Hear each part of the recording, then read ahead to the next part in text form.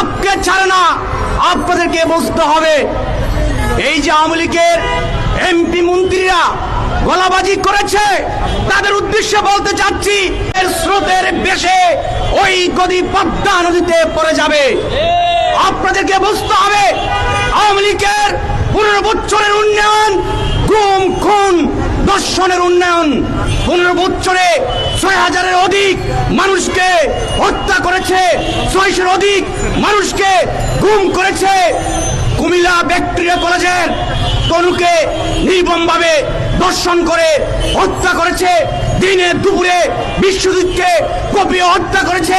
বুয়েটের মেধাবী শিক্ষার্থী আবরান রাতকে রাত করে নির্যাতন করে হত্যা করেছে। পিলখানার 57 জন সেনা কর্মকর্তাদেরকে হত্যা করেছে। শাপলা চত্বরে হেফাজতের নেতাকর্মীদেরকে হত্যা করেছে। এই হত্যার একটারও সঠিক বিচার এই বাংলার বুকে হয়নি।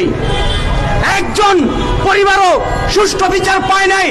এই 1 মাসে বিরোধী দলের নেতাকর্মীরা ঢাকার রাজপথে আন্দোলন সংগ্রাম করেছে।